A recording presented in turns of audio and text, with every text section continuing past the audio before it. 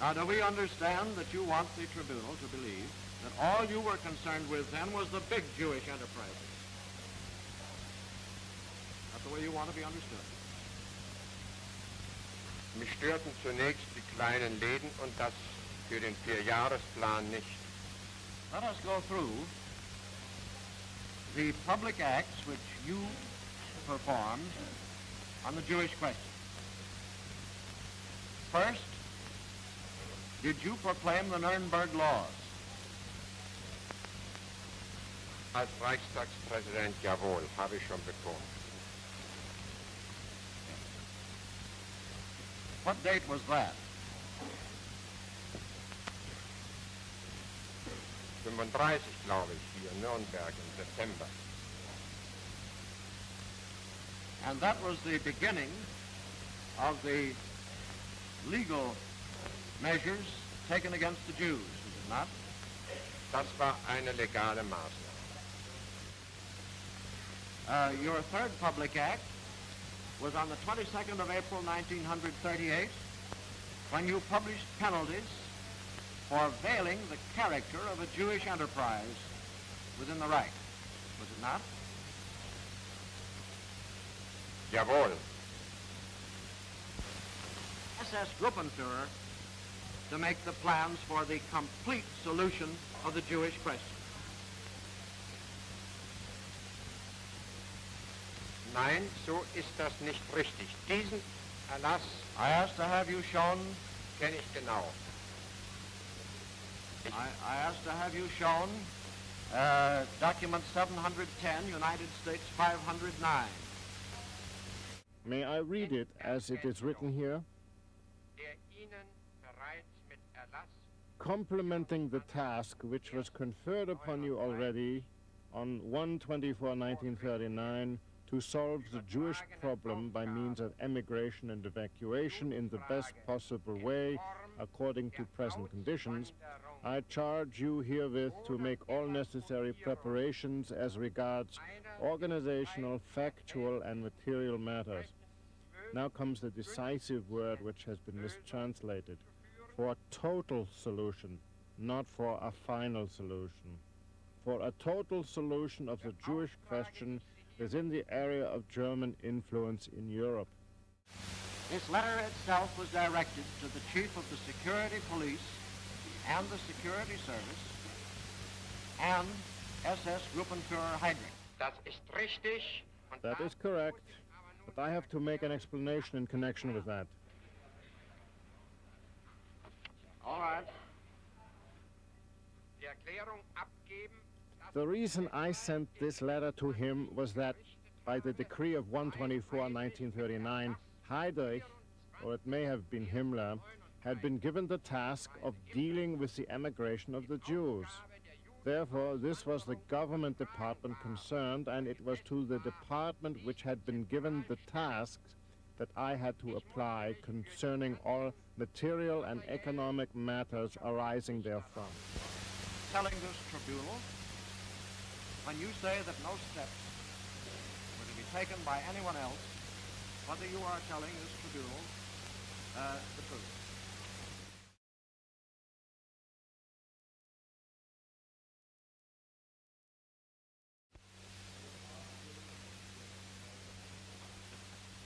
You were asked whether it would be dealt with by your prisoner of war department. Now, the escape about which I'm asking you took place on the night of the 24th to the 25th of March. I want you to have that date in mind. The decision to murder these young officers must have been taken very quickly, because the first murder was actually took place on the 26th of March. You agree with that? It must have been taken quickly. Ich nehme an, dass der Befehl, so wie ich später gehört habe, sofort gegeben worden ist. Er steht aber in keinem Zusammenhang mit diesem. No, we're finished with that document now. We're going on to this, the murder of these young men. a gross Fahndung, a general hue and cry, I think would be the English translation, was also issued at once in order that these men should be arrested. Isn't that so? Das ist richtig. Bei jedem Ausbruch, wo eine solch große Anzahl Gefangener ausgebrochen ist, trat automatisch im ganzen Reich die Großfahndung ein. Das heißt, alle Dienststellen mussten aufpassen, um die Gefangenen wieder einzubringen. So that in order to give this order to murder these men and for a gross Fahndung, there must have been a meeting of Hitler at Teneriffe with Himmler or Kaltenbrunner in order that that order would be put into effect. Is that so? Das ist richtig, so wie ich nachher ja auch gehört habe und berichtet habe, hat Himmler dem Führer ja auch den Ausbruch als erster gemeldet. Listen, we're getting reasonably high up. This officer, General Grosch, signs it as a Lieutenant General. Now, would you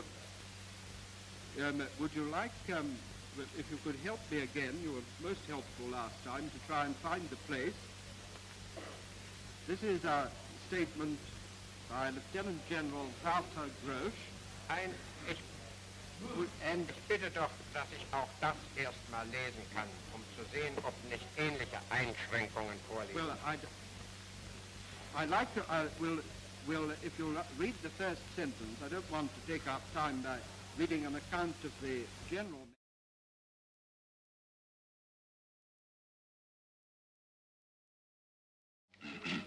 Müller. Dazu war der Mann an sich berechtigt, wenn ein solcher Erlass überhaupt vorgelegen hat. Ich habe aber, und das möchte ich hier ergänzend sagen, um die Wende 44, 45 vom Verbindungsführer Himmlers zu Hitler namens Fegelein bei einer meiner Meldungsübergaben im Hauptquartier, welches damals, glaube ich, schon in Berlin gewesen ist, den Namen Kugelerlass gehört,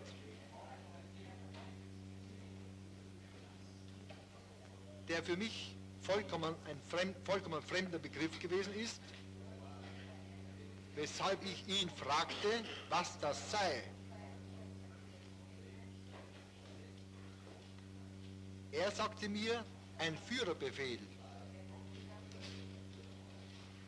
Mehr wusste er nicht, sondern nur davon, dass es sich um eine Spezialart der Kriegsgefangenen schien Müller bei mir im Auftrag Himmlers und gab mir Einsicht in einen Erlass, der aber nicht von Hitler, sondern von Himmler stammte und in welchem Himmler erklärte, er gebe hier einen mündlichen Führerbefehl weiter. Die Anklage hat behauptet, während ihrer Amtszeit seien 2 Konzentrationslager errichtet worden, und zwar neu, Lublin und Herzogenbusch. Haben Sie irgendetwas hierüber erfahren? Wer könnte die Errichtung dieser Konzentrationslager befohlen haben? Über den Zeitpunkt der Errichtung dieser beiden Konzentrationslager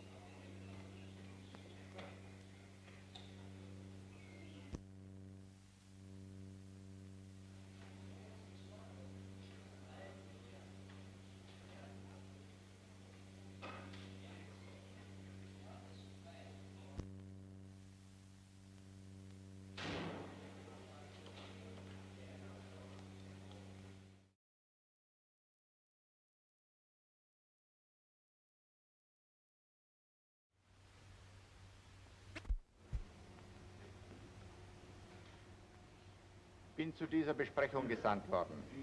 Und Gegenstand dieser Besprechung waren Judenfragen. Ich darf vorausschicken, die Judenfragen im Generalgouvernement wurden von Anfang an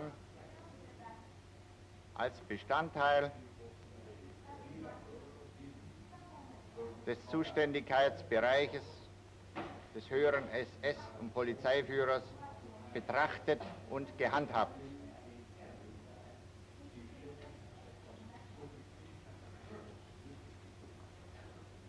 Soweit die staatliche Verwaltung Judenangelegenheiten bearbeitete, tat sie das nur geduldet und beaufsichtigt von der Polizei. Chef der Regierung.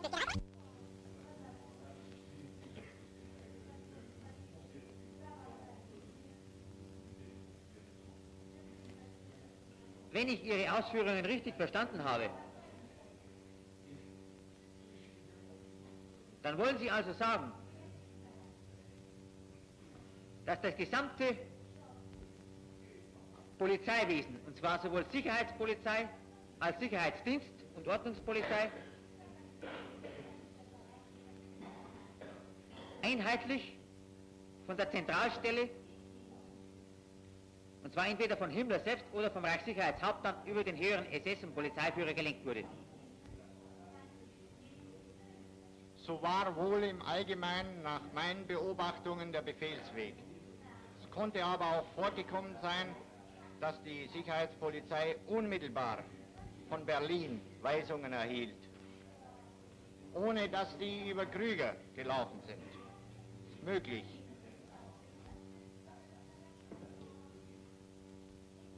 Nun eine andere Frage. Ist es richtig, dass die im Generalgouvernement durchgeführten Umsiedlungen vom Reichsführer SS Himmler in dessen Eigenschaft als Reichskommissar für die Festigung des deutschen Volkstums durchgeführt wurden? Umsiedlungen brachten nach meiner und nach Auffassung des Generalgouverneurs, auch wenn sie in anständiger Weise gemacht werden, immer Unruhe in die Bevölkerung. Dies konnten wir im Generalgouvernement nicht brauchen. Auch war stets mit Umsiedlungen ein Rückgang der landwirtschaftlichen Produktion verbunden. Aus diesen Gründen hat der Generalgouverneur und die Regierung des Generalgouvernements Umsiedlungen während des Krieges grundsätzlich nicht gemacht. Soweit Umsiedlungen durchgeführt wurden, wurden sie ausschließlich durch den Reichskommissar für die Festigung deutschen Volkstums durchgeführt.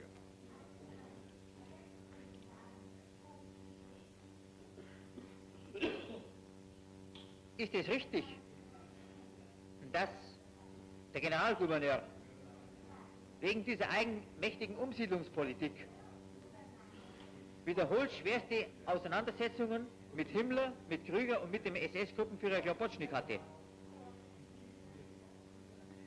Das ist richtig.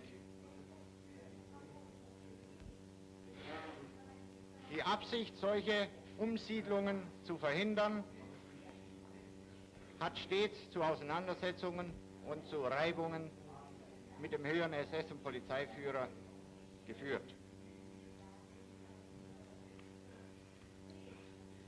Dem Angeklagten Dr. Frank werden von der Anklage Eingriffe und Konfiskationen in Industrie- und Privatbesitz zur Last gelegt. Wie war grundsätzlich die Einstellung des Generalgouverneurs in derartigen Fragen?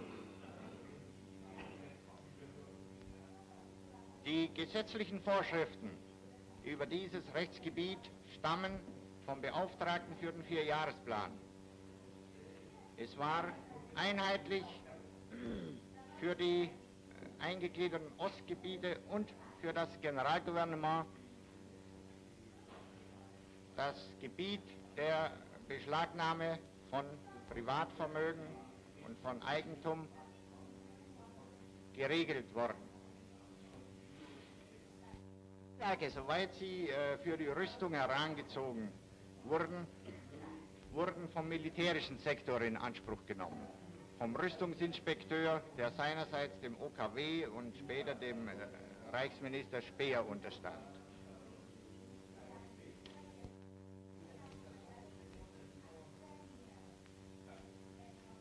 Die Anklagevertretung hat unter der Nummer USA 281 einen Auszug aus dem Tagebuch Franks als Beweisstück vorgelegt.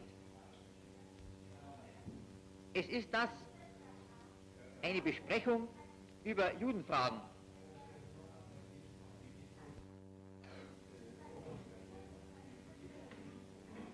Diese Besprechung soll im Reichssicherheitshauptamt bei SS-Obergruppenführer Heydrich gehalten werden. Jedenfalls wird eine große jüdische Wanderung einsetzen. Ende des Zitats. Ich frage Sie nun, wurden Sie vom Generalgouverneur zu dieser Besprechung nach Berlin gesandt?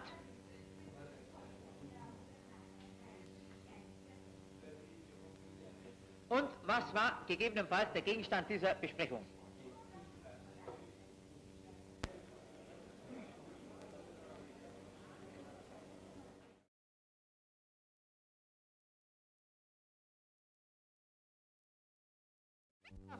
Von so großer politischer Wirkung gewesen, dass es eben nicht ganz entbehrt werden kann.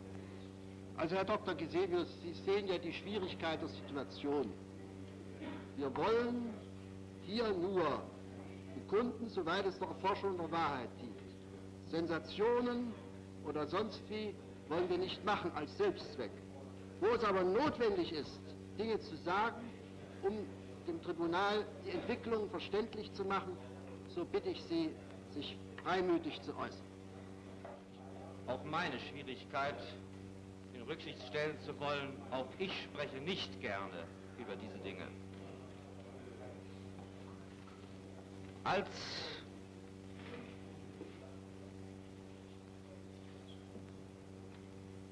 Ich muss hinzufügen,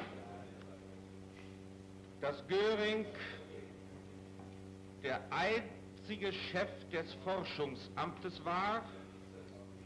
Das ist jene Institution, die alle Telefonüberwachungen im Dritten Reiche übernahm.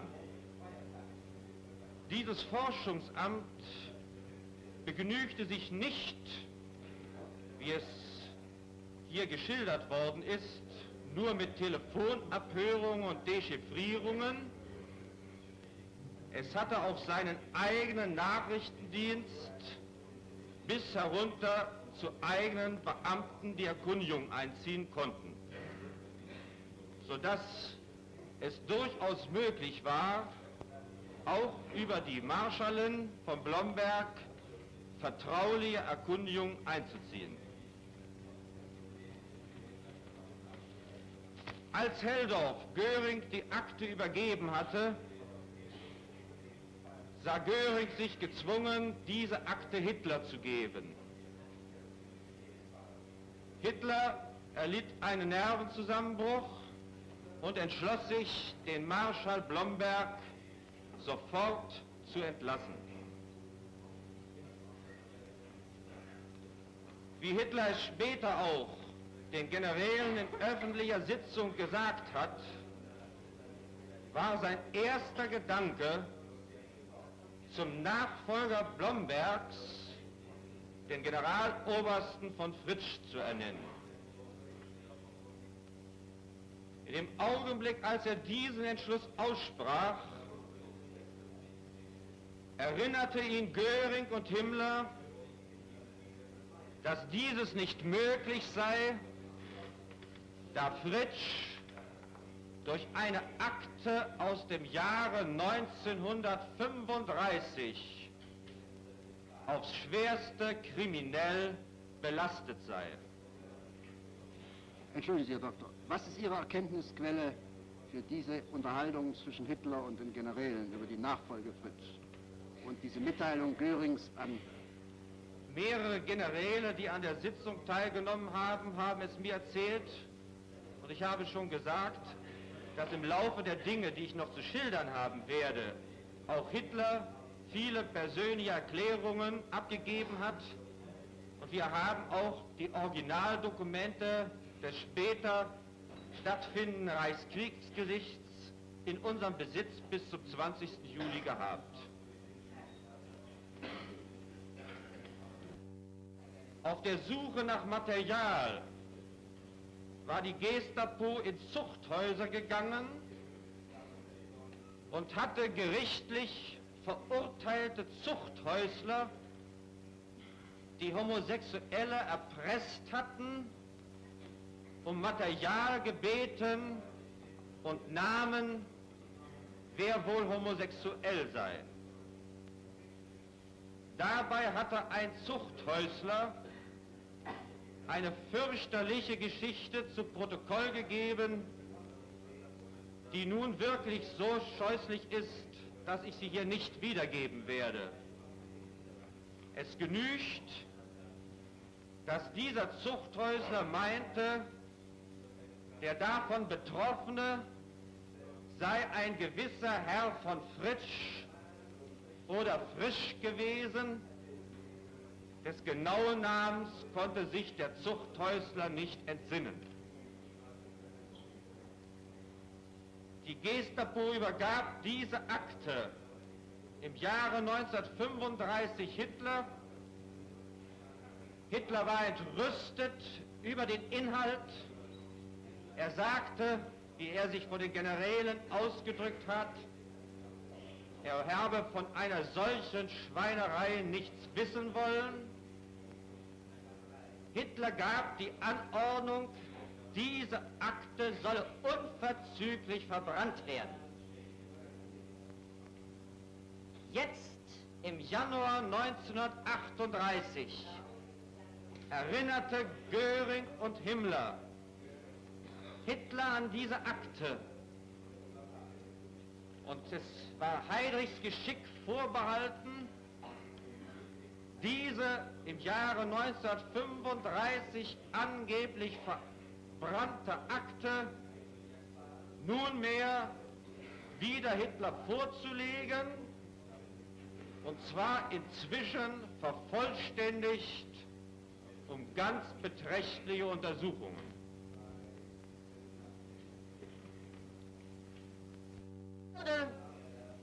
Wenn er nicht bei seiner Aussage bliebe. Woher wissen Sie das? Das ist im Reichskriegsgericht zur Sprache gekommen. Und dann wurde Fritsch in die Reichskanzlei bestellt und von Hitler auf die gegen ihn erhobenen Beschuldigungen aufmerksam gemacht.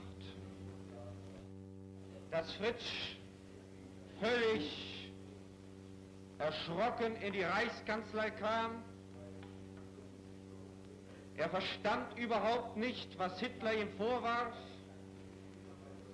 Entrüstet stritt er ab, was er verbrochen haben sollte. Er gab Hitler in Gegenwart Görings sein Ehrenwort, dass alle Beschuldigungen falsch seien. Aber Hitler ging zur nächsten Türe, öffnete diese und herein trat dieser Zuchthäusler, erhob den Arm, zeigte auf Fritsch und sagte, das ist er. Fritsch war sprachlos. Er konnte einzig verlangen, dass eine gerichtliche Untersuchung eingeleitet wurde. Hitler verlangte seine sofortige Demission und wollte unter dieser Bedingung, dass Fritsch schweigend ging, die Angelegenheit auf sich beruhen lassen.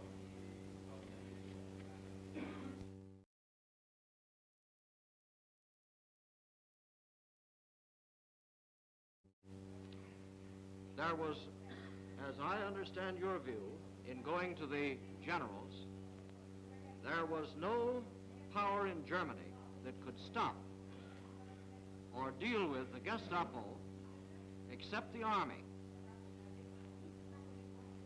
Ja, ich würde diese Frage bejahen. Yes. That is, in addition to the Gestapo, this Nazi regime also had a private army in the SS, did they not?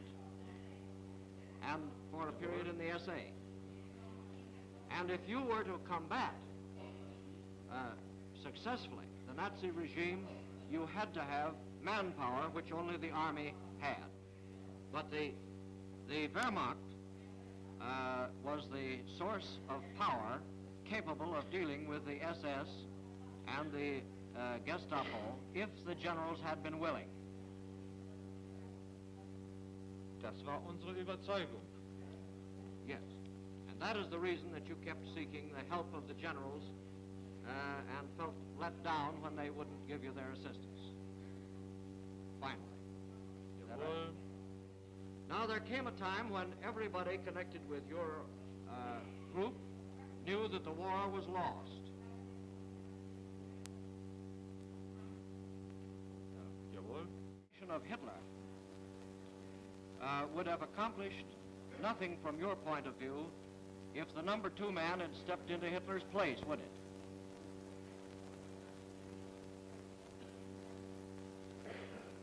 Das war lange Zeit eine umstrittene Frage, weil Brauchitsch beispielsweise sich einbildete, mit Göring könne man zusammen ein Übergangsregime schaffen.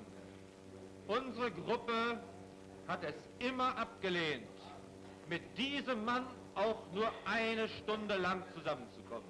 Does that apply to every man in this dock with the exception of Schacht? Auf jeden. That is, you recognize them, your group recognized them all as parts and important parts of the Nazi regime or Nazi conspiracy. Is that a fact? Ich möchte mich auf das Wort Nazi-Verschwörung nicht festlegen. Wir betrachteten sie als die verantwortlichen Männer für all das unsagbare Elend, das durch diese Regierung über Deutschland und die Welt gekommen ist. I'm asking you as to the crimes committed by the Gestapo, and I'm asking if it included the torturing and burning to death of thousands of persons. Ja. Did it involve the unlawful detention of thousands of innocent people? Jawohl. The throwing of them into concentration camps where they were tortured and beaten and killed? Jawohl. Did the Gestapo engage in wholesale confiscation of property?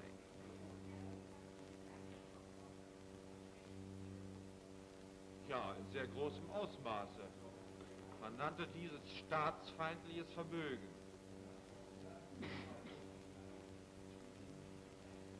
And did it practice extortion against Jews and against others? Haufenweise. Did there come a time, and if so, will you fix it as nearly as possible, after which every member of the Gestapo must have known the criminal program of that organization?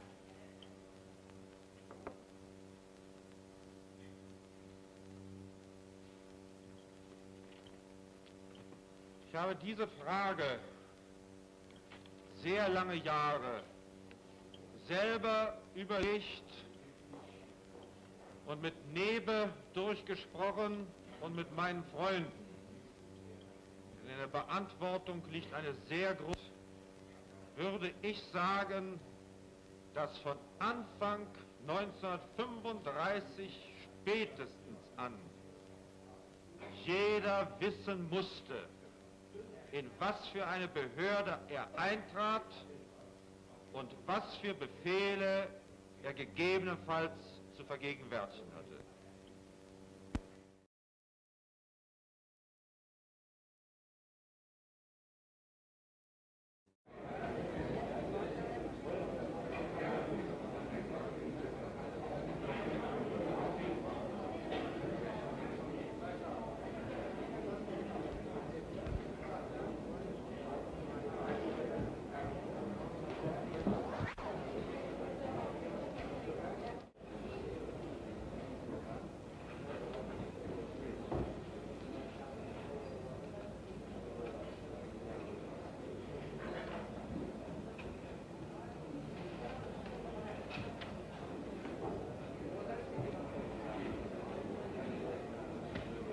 Hello recording, call for attention, start cutting.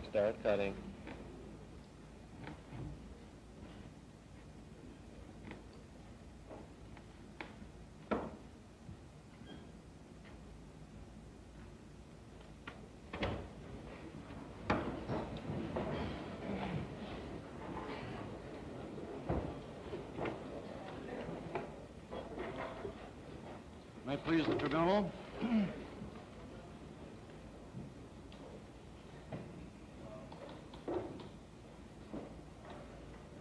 Dr. Schacht,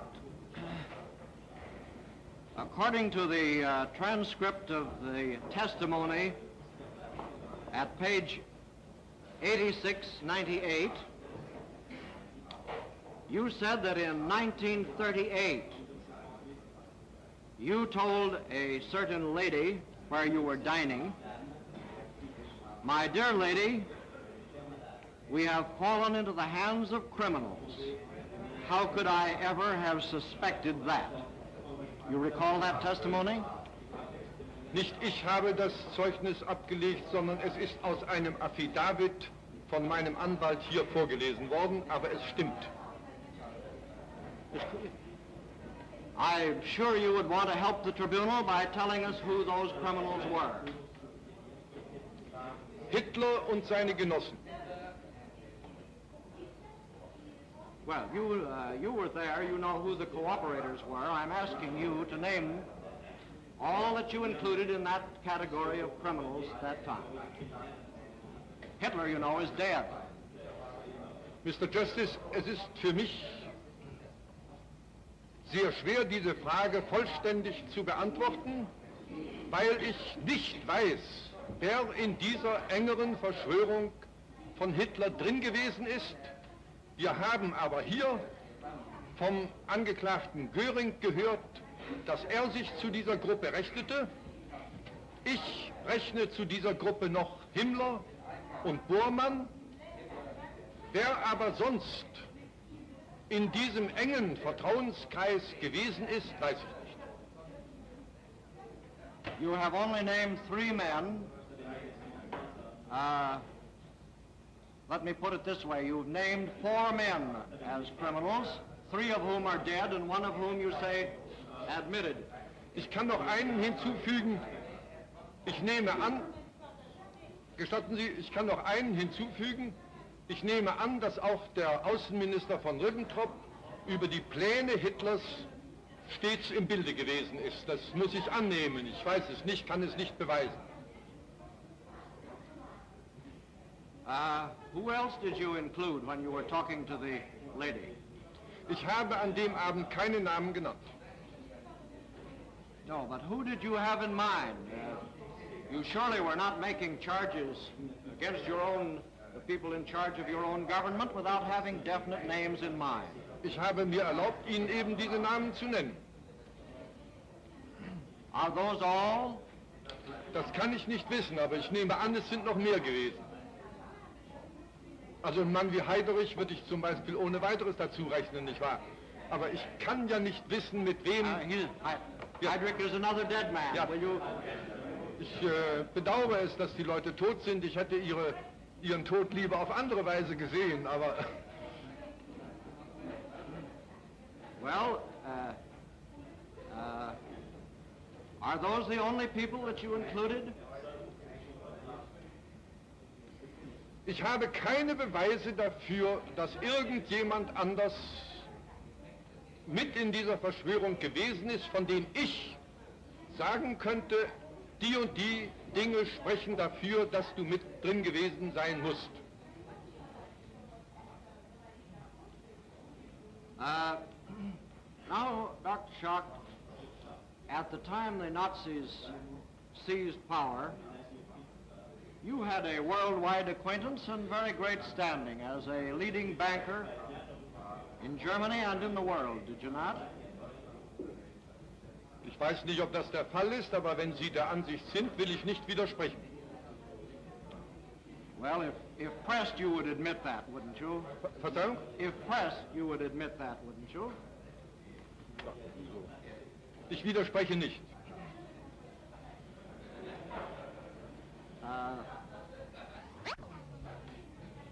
Well, I didn't either, but that's why I wondered about your appearing with him publicly before the German people. After 1933, when the Nazi regime was consolidating its power.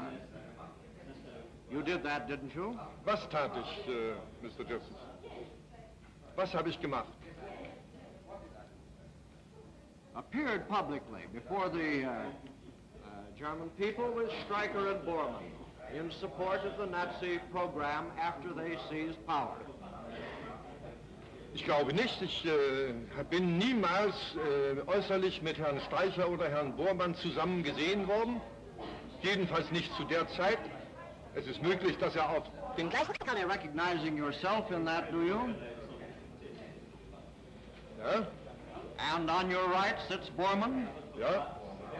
And next to Bormann, the Minister of Labor? Ja. Who was... Zelte? Yes. And on the other side of you is Hitler? Ja. And beyond him, Streicher?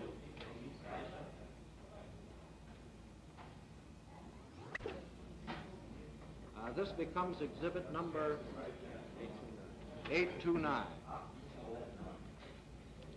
I'll ask to have you shown...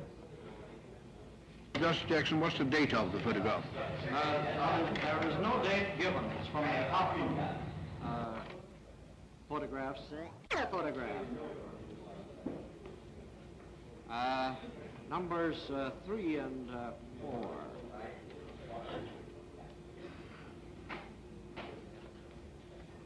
Three and 4. You got those?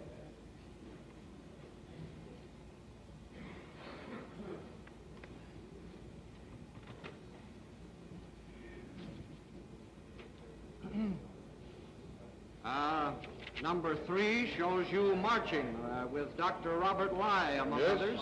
Yeah. Number 4 shows you entering the hall, marching and giving the Nazi salute back to Dr. Lai. Jawohl. Jawohl. Dr. Lai was the man who put the, suppressed the labor unions of Germany. Jawohl. Yes. And those are correct photographs, are they not? Sicherlich. I offer them in evidence. 829.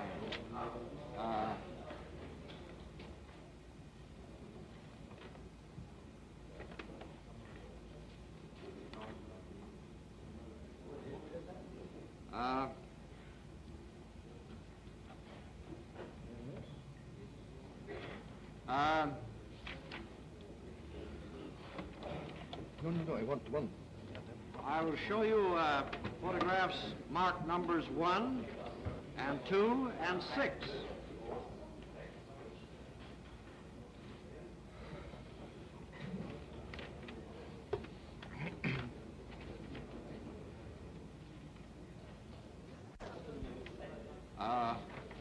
Who do you identify as your company in that photograph? Ganz links meine verstorbene Frau, dann der Vizepräsident der Reichsbank Dreise, dann Hitler, dann ich, dann der Adjutant.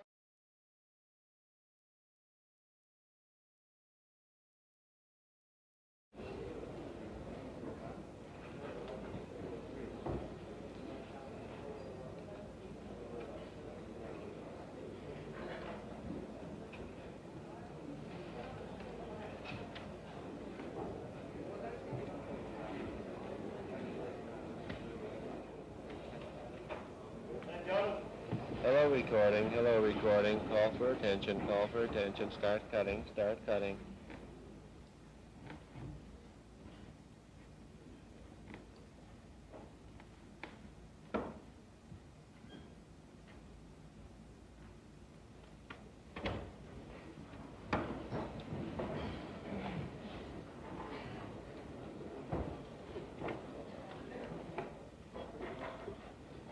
May it please the tribunal.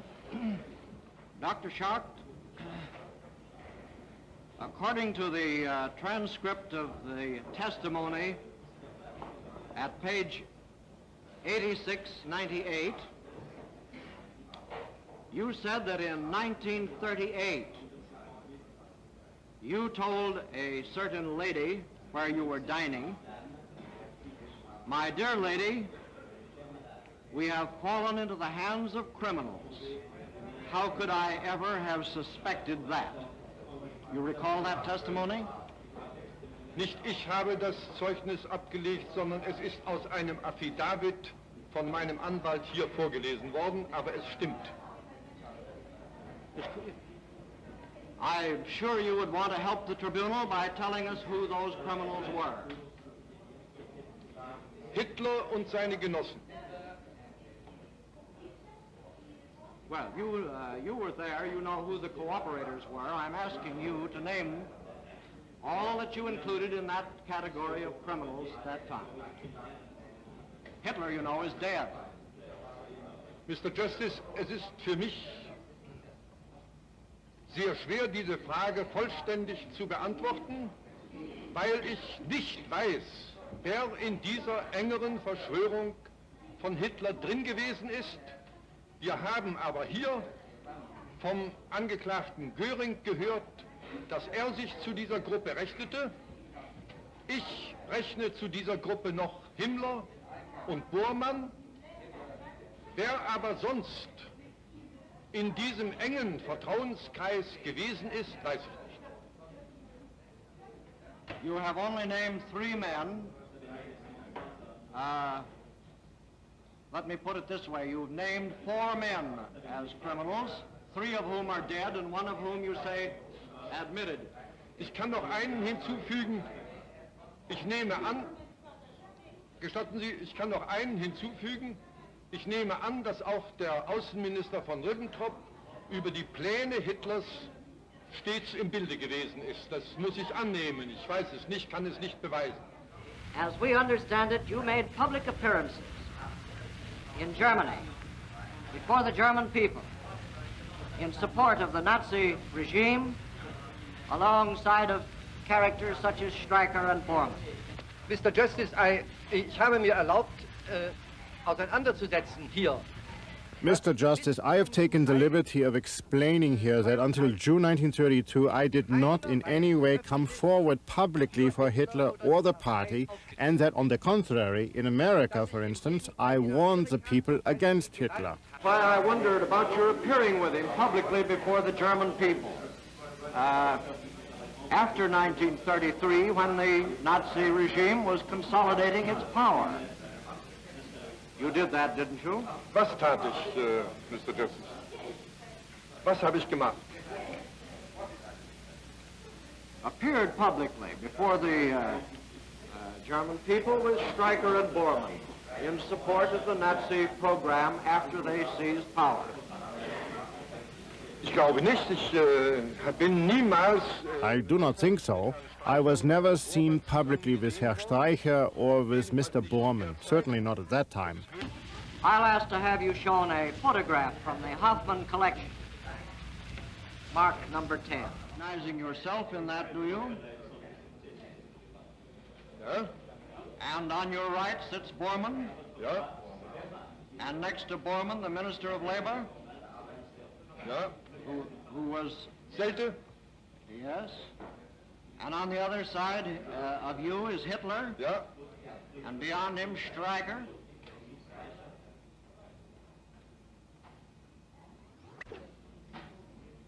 This becomes exhibit number 829. Now, there came in the 4-year plan in 1936. Yes. You did not like the appointment of Goering to that position. Ich habe es für ungeeignet gehalten. I thought that he was unsuited, and of course, it made an opening for a policy which was opposed to mine. I knew perfectly well that this was the start of exaggerated armament, whereas I was in favor of restricted rearmament. Why do you say that Goering's appointment meant exaggeration of armament? Can you point to anything that Goering has said in favor of rearmament that is any more extreme than the things you have said? Oh ja. Oh yes. Well, will you do it? Ja, ich glaube, wenn Sie die Protokolle Yes. I think if you read the record of the so-called Small Ministerial Council of the year 1936, and in particular 1938, which you yourself introduced, you will see at once that here the necessity of increased armament was emphasized. For instance, those of October through November 1936, I think. It was also emphasized in your documents, was it not, throughout? Nein. No. You say that your statements of that sort were merely tactical. Nein, verzeihen Sie, ich habe gesagt, rüsten im No, I beg your pardon. I said arm within the limits of what is economically possible and reasonable. Goering, if I may say it again, wanted to go beyond those limits. That is exactly the point I want to make. Your difference with Goering over rearmament was entirely a question of what the economy of Germany would stand, was it not? Nein, sondern Well? ich habe gesagt, die Hauptsache ist, dass Deutschland No. lebt. I said that the most important thing was that Germany should live and have foreign trade, and within those limits we could arm. However, it is out of the question that Germany should arm for the sake of arming and thus ruin her economy. Well, that's the difference between you and Goering, was over what the economy would stand, wasn't it? Nein, No. It was a question of the extent of rearmament. The point is, Mr. Justice Jackson, that the German economy paid the price for Goering's action. The only question is, was it reasonable or unreasonable? If I may state it pointedly, I would say that I considered Goering's economic policy to be unreasonable and a burden to the German nation. I considered it most important that rearmament should not be extended and that the German nation should have a normal peacetime standard. Were you in this court when Goering testified to his threat to bomb Prague, the beautiful city of Prague? Thanks to your invitation, I was here. Yes. I suppose you approved that use of the force which you had created in the Wehrmacht. Disapproved. Disapproved under all circumstances. You didn't think that was right dealing then? No, that was an atrocious thing. Well, we found something we agree on, Doctor. You knew of the invasion of Poland. Jawohl. You regarded it as an unqualified act of aggression on Hitler's part, didn't you? Absolut. The entire course was a course of aggression. Absolut zu verurteilen. Absolutely to be condemned. And the success of that aggression at every step was due to the Wehrmacht, which you'd had so much to do with creating. Leider. Unfortunately.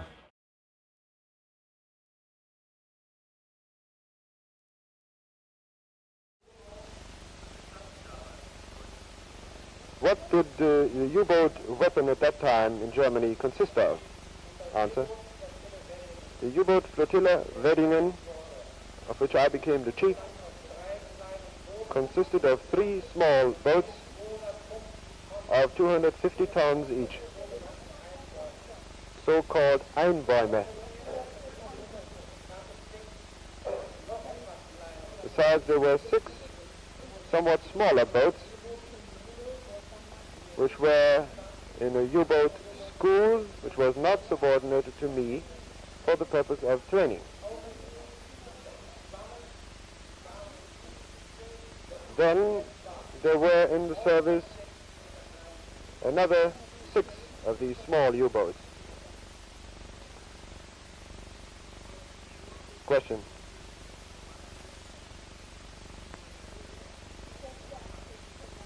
Who announced to you that you got that command? Great Admiral Raeder. Question. Did Great Admiral Raeder, at that occasion, issue the order that the U-boat weapon should be prepared for war on... Answer. I was active politically. beginning with the 1st of May, 1945, when I became the head of the state, but not before then.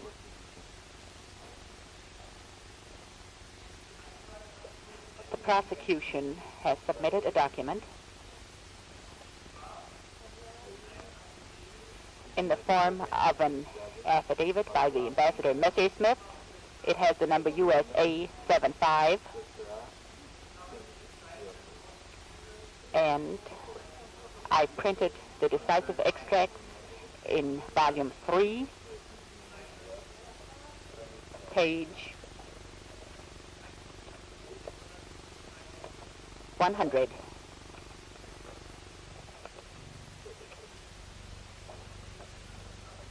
In this affidavit, Ambassador Messersmith says that from 1930 until the spring of 1934, he acted as Consul General for the United States at Berlin.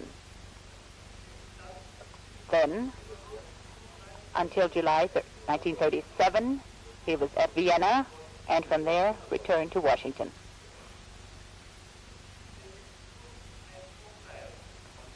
He gives us an opinion about you, the remark. Among the Mr. Grand Admiral saw and speak.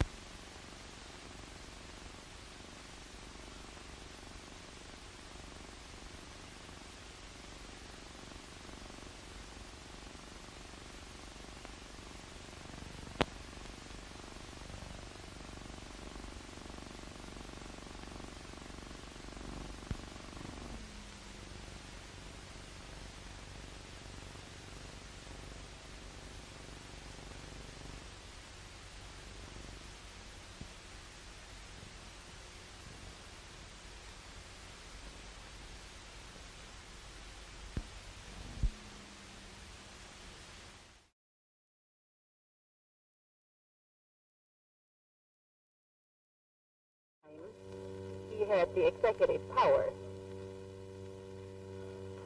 Have you got the next document in the same bundle? 2nd of October 1943, to OKW operational staff from Denmark. Jewish action carried out on the night of 1st, 2nd October by German police without incident.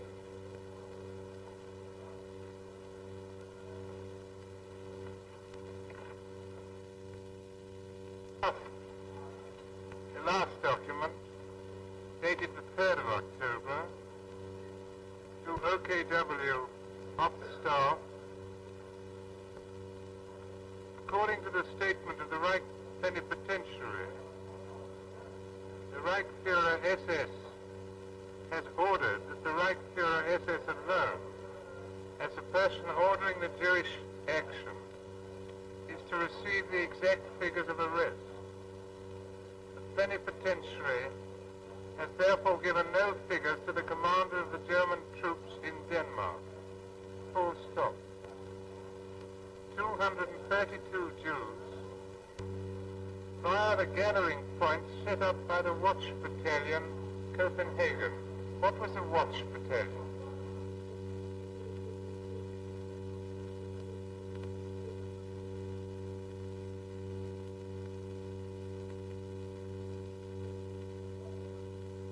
That I cannot tell you. Just how that was set up at this moment. It might have originated with the police. It might have been a part of the army. But I cannot tell you that with certainty. But at all events, it was a unit which was used to guard and supervise. But it was interesting that I made the remark, it is a matter of complete indifference to us.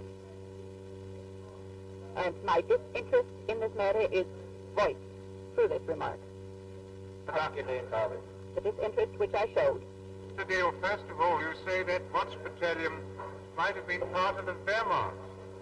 Were Das ist nicht sicher. That is not sure. That is not certain. And do not wish to dispute it absolutely, there were watch battalions of the army, but it might have been a supervisor or a watch unit of the police. I cannot say that with surety, but General von Hanneken should be able to tell you about this. Are your decent German soldiers whom you mentioned yesterday, were they called upon to round up Jews who managed to get through the SS net? No, it says it was carried through by the police.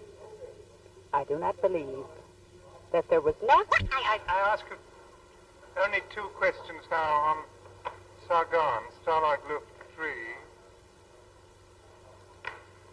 You said yesterday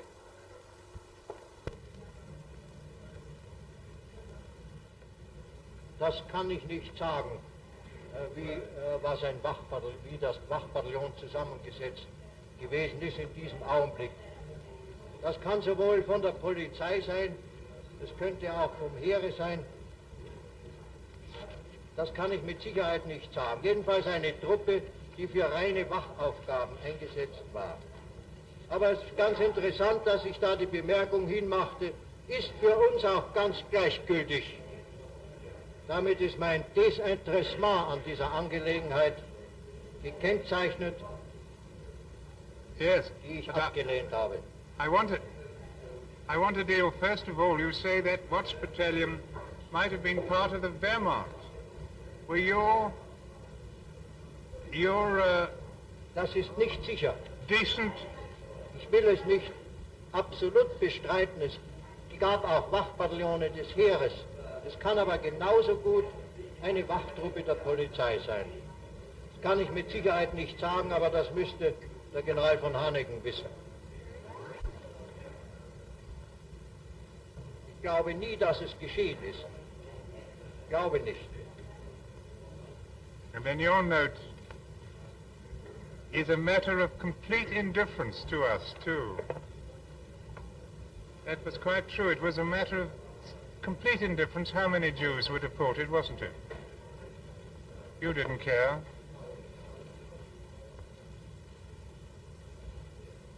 Das ist damit nicht gesagt, aber es beweist, das ist eine politische Sache, mit der habe ich nichts zu tun. Wie ich zu der Judenfrage eingestellt war, habe ich, glaube ich, schon bewiesen.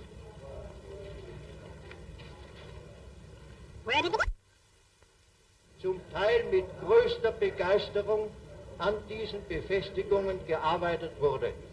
Das ist eine Tatsache. Well, I didn't stop you, but had the necessary orders been given, that's the last sentence, to compel these people who didn't want to compel them to work on fortification.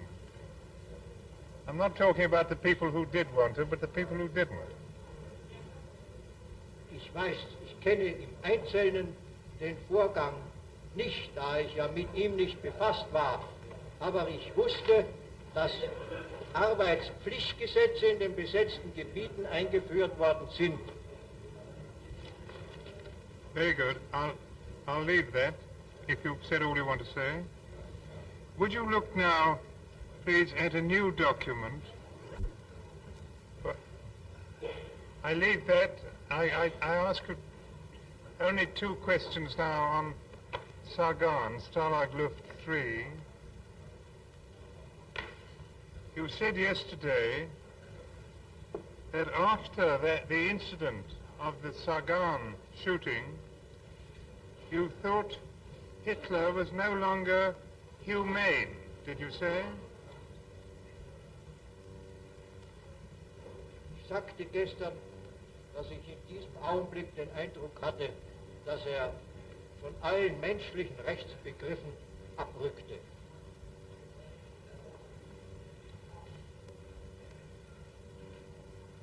Had you thought he was humane up till March of 1942? 44, I beg your pardon. Vor dieser Tat habe ich persönlich nichts von ihm gewusst, was man nicht